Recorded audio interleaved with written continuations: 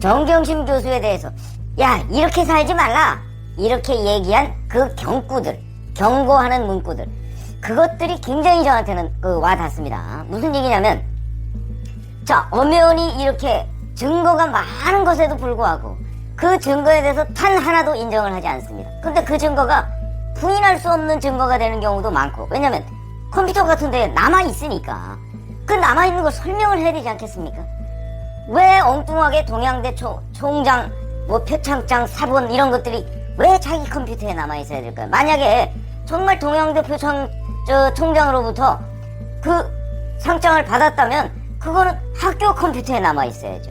그러니까 저 대학 본부 컴퓨터에 남아있어야 되는 것이지, 그리고 인주도 같아야 되는 것이고. 근데 그게 다르다는 거 아닙니까?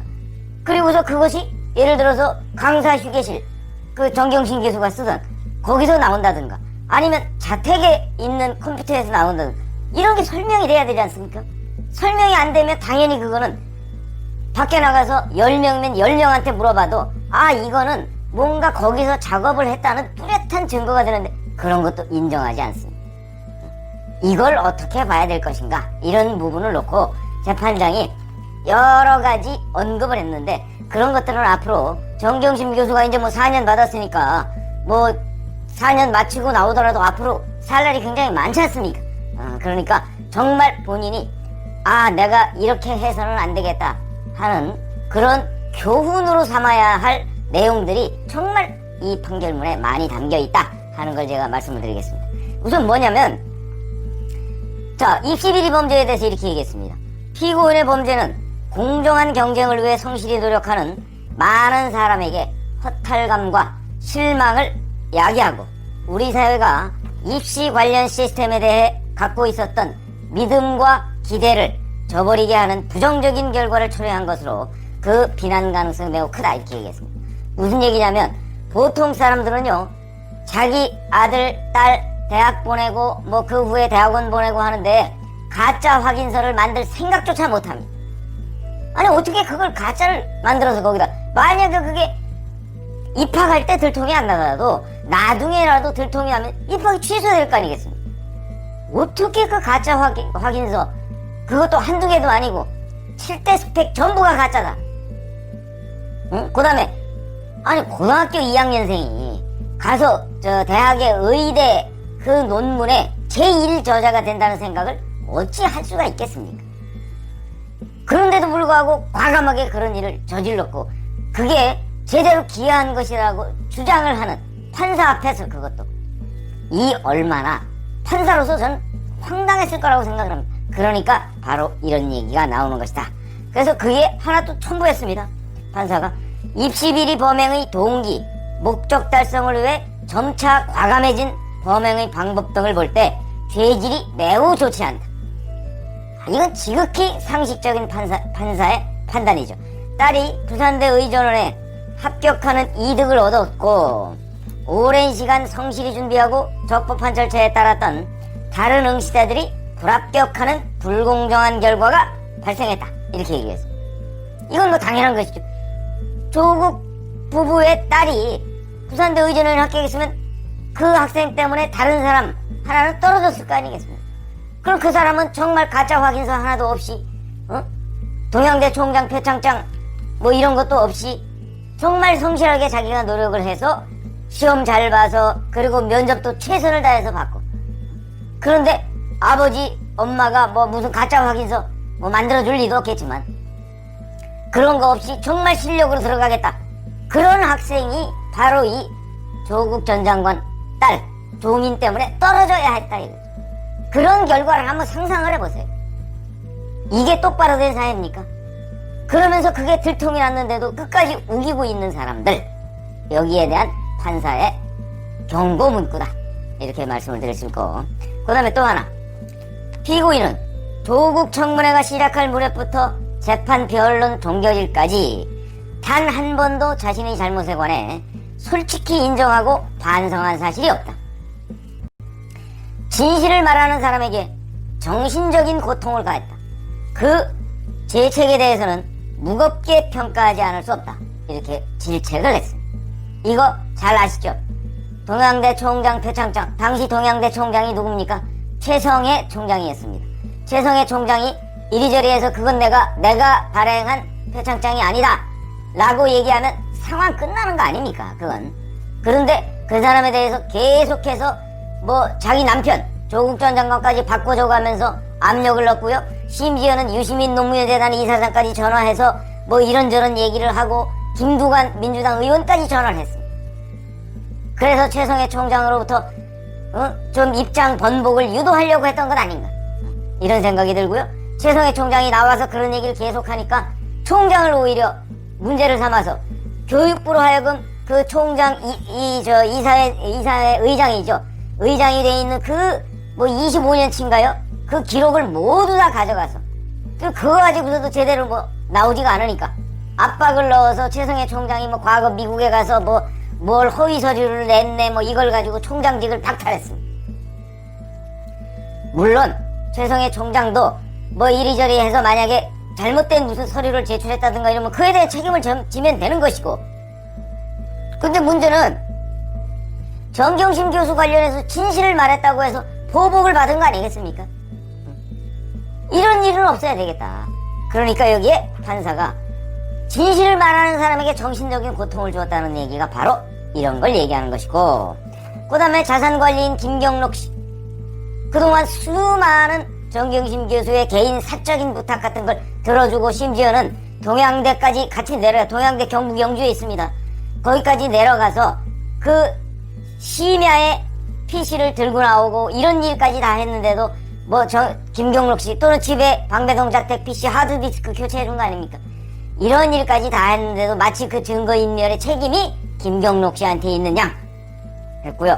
단국대 장영표 교수 스펙 품앗이 그거 자기가 제안했으면서 모른 척.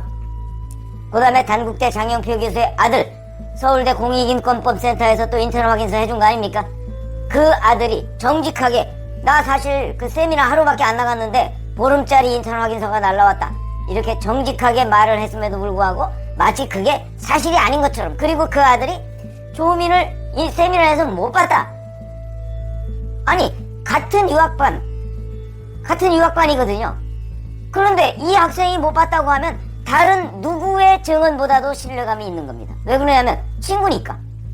그런데도 불구하고 그게 잘못된 것이냐 몰아가는 태도, 조카 조범동 씨와의 그 사모펀드와 관련한 핑퐁, 뭐 이런 것들, 이 등장인물들이 전부 다 진짜 아시타비 나는 옳고 남은 그르다 이런 것으로 얘기하니까 당연히 그 사람들한테 정신적 고통을 주었다 이렇게 얘기를 할 수가 있을 것이고, 그에 대해서 판사가 경고를 한 것이다. 그 다음에 또 자료, 이건 뭐 단 하나도 제대로 인정하고 반성한 사실이 없던, 인정하고 반성한 사실, 예를 들어서 대표적으로 이런 게 있습니다. 자, 조국 전 장관이 정경심 교수로부터 그 다음에 딸 친구들 주민등록번호를 전달받죠. 그걸 인턴 확인서에 입력합니다. 그리고 나서 그걸 인쇄하고 이런 기록이, 전자기록이 다 남아있습니다. 이걸 어떻게 부인합니까?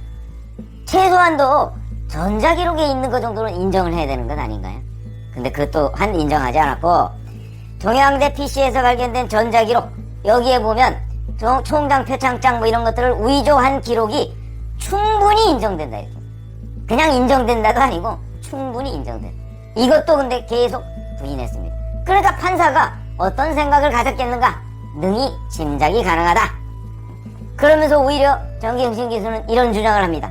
학자였던 배우자가 공직자가 된 뒤에 누가 되지 않고 살려고 했는데 어느 순간 온 가족이 파렴치한으로 전락했다. 이게 전락한 겁니까? 스스로 만든 것이지요. 그 다음에 법정 구속? 뭐 사실 어찌 보면 4년 하고서 아니 뭐 2심에 가서 다퉈봐라 이러고서 법정 구속 안 할 수도 있습니다.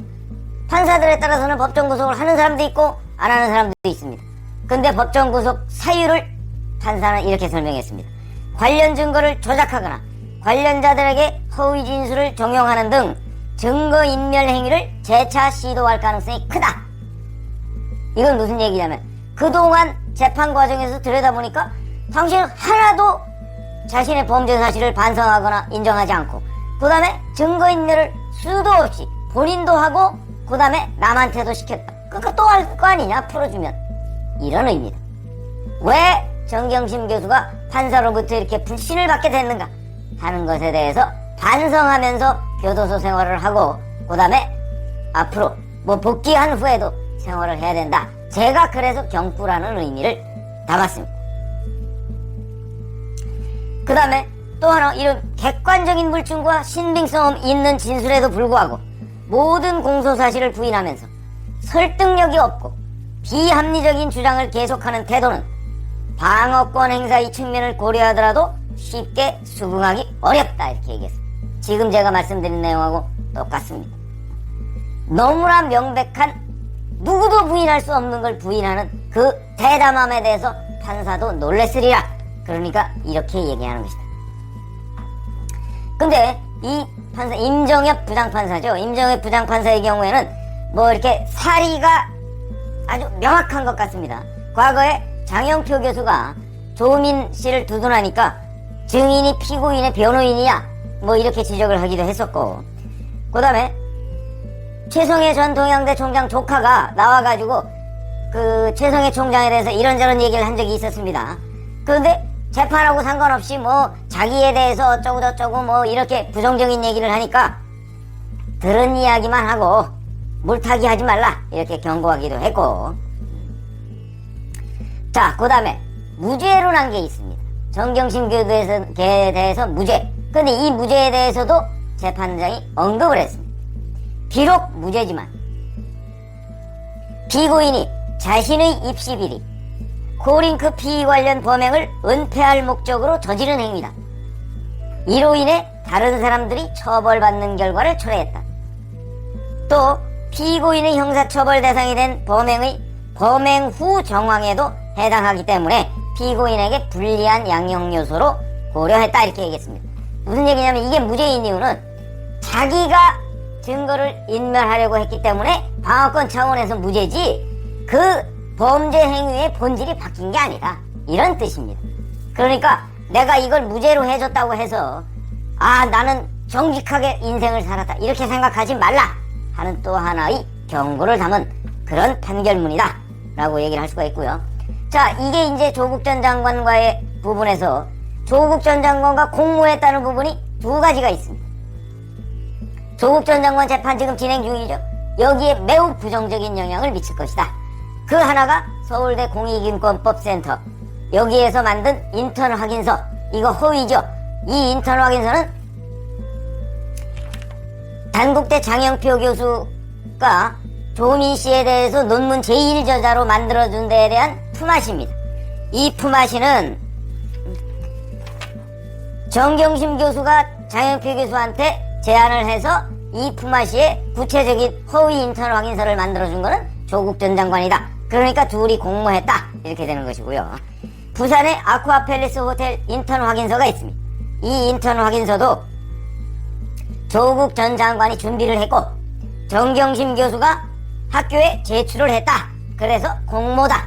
이래서 조국과 정경심 이 부부가 공모했다는 허위 인턴 확인서가 두 가지가 있습니다. 이거는 앞으로 조국 전 장관 재판 결과에도 물론 뭐 그대로 반영되는 건 아니겠지만 거기에도 매우 부정적인 영향을 미칠 것이다. 이래서 이 부분도 조국 전 장관 재판과 관련해서 주목해야 할 포인트입니다. 오늘 제가 말씀드린 내용은 재판장이 정경심 교수에 대해서 언급한 정말 따끔한 질책과 경고 문구, 이것은 길이 조국 전 장관 부부가 앞으로 이렇게 살면 안 되겠다는 그런 반성과 자성의 계기가 돼야지. 조국 전 장관 뭐 이렇게 내놨다고 그냥 충격이다. 막상 충격을 받은 거는 사실은 일반 국민들입니다. 저렇게 명백한 증거가 있는데도 불구하고 그렇게 오히려 남한테 뒤집어 씌우고 그렇게 딱 잘라서 오리발 내밀고 이럴 수가 있는가?